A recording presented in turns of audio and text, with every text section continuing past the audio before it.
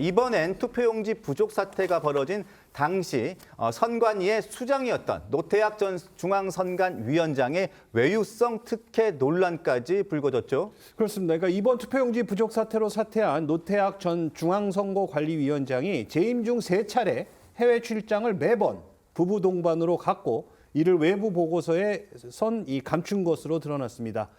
특히 지난 6.3 지방선거를 7개월 앞둔 지난해 11월엔 이 한 자리에 1,262만 원이 넘는 이 비즈니스석을 이용한 것으로 나타나 비판이 거센데요. 노 전 위원장은 4년간의 재임 기간 동안 덴마크와 독일, 호주 등 출장을 모두 배우자와 함께 다녀왔고 항공 운임을 비롯해 식비와 숙박비 등 노 전 위원장의 배우자를 위한 비용은 모두 중앙선관위가 지불했습니다. 그러니까 1,200만 원이 넘는 항공기 비즈니스 좌석도 식비와 숙박비도 모두 국민 혈세라는 건데요. 선관위는 관례라고 설명을 했습니다. 그런데 관례라면 보고서엔 왜 그 부분을 감췄는지가 의문투성입니다. 네, 먼저 지난해 11월 덴마크와 스웨덴 출장과 관련한 선관위 이 대외비 출장 계획서를 보시면요. 출장자 명단 중에 당시 노 위원장의 비고란엔 부부 동반이라고 기록이 되어 있습니다. 하지만 선관위가 홈페이지에 공개한 외부 보고서에는 비고란에 이 부부 동반이란 문구가 빠져 있는데요. 선관위는 2024년 11월 이 예산 7,194만 원이 들었던 노 전 위원장의 독일과 또 에스토니아 출장 당시에도 외부로 공개한 보고서에는 이 부부 동반 사실을 기재하지 않았습니다.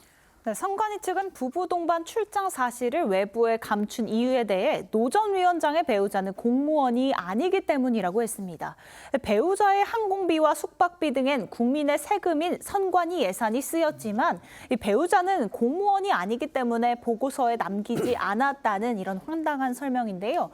또한 선관위 측은 노 전 위원장의 부부 동반 출장에 대해선 헌법기관장으로서 이 지위와 역할에 상응하는 예우를 고려할 필요가 있어서 예산 편성 때부터 배우자 예산을 편성했다며 관례를 따랐지만 앞으로는 국민 눈높이에 맞게 운영하겠다고 밝혔고요. 노 전 위원장은 이런 논란에 대해 아직까지 별다른 입장을 내놓진 않고 있습니다. 이렇게 헌법기관장으로서의 예우를 받아 꼬박꼬박 부부 동반 해외 출장을 다녔던 노태학 전 선관위원장. 하지만 선관위 내에선 허수아비나 다름없었던 것 아니냐는 비판까지 나오는데요. 어제 선관위 진상규명위원회의 이야기부터 들어보겠습니다. 중앙선관위 위원장은 이번 사태 발생 이후에 투표용지 인쇄 축소 지침의 존재를 알게 되었다고 했습니다. 그리고 중앙선관위는 투표용지 부족 사태를 서울시 선관위로부터 보고받은 것이 아니고 언론 보도를 통해서 알게 되었으며 문승준 기자, 선관위원장이 이번 투표용지 부족 사태의 주요 원인으로 꼽히는 인쇄 매수 축소 지침을 모르고 있었다는 거잖아요? 그렇습니다. 그러니까 이번 사태가 발생한 후에야 이 투표용지 인쇄 축소 지침의 존재를 알게 됐다는 건데요. 중앙선관위는 지난해 12월 사무총장과 선거정책실장 단 2명의 정결로 투표용지 인쇄 기준을 전체 유권자 수의 60%에서 50%로 조정했고 앵커 이야기한 대로 이 지침이 초유의 투표용지 부족 사태의 원인으로 지목되고 있는데요.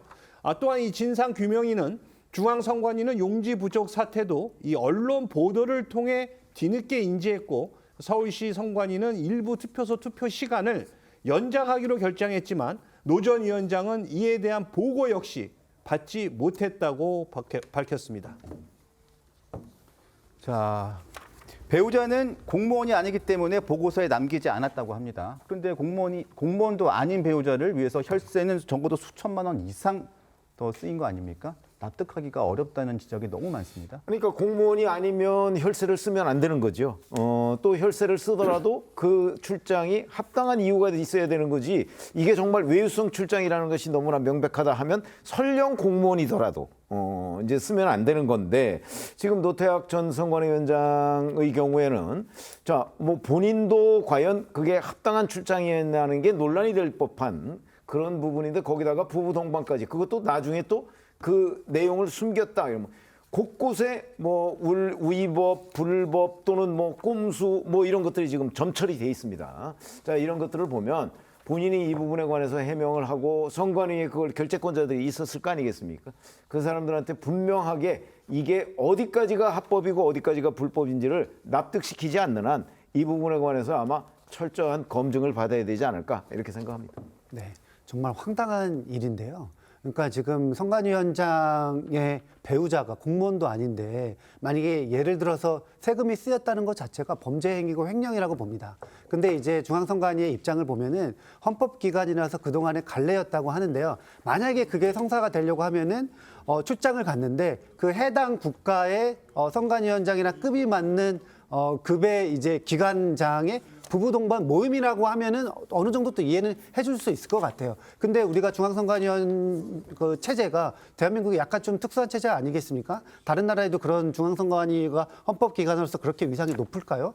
어쨌든 저는 지금 이 뭐 해외 출장에 배우자가 같이 갔다는 것 자체가 매우 충격적이다. 우리가 지금 많은 언론 등을 통해서 행정부 쪽 공무원들이나 아니면 국회의원, 지방의원들이 해외 출장 갈 때마다 굉장히 문제가 많이 돼서 이 부분은 굉장히 꽤 엄격합니다. 근데 그런데도 불구하고 중앙선관위는 여기에서 성역처럼 예외였다는 것이 이번에 다시 한번 드러났기 때문에 정말 여야가 이제 한 목소리로 해체 수준의 선관위 개혁이 필요한 시점이 아닌가 이런 생각이 듭니다.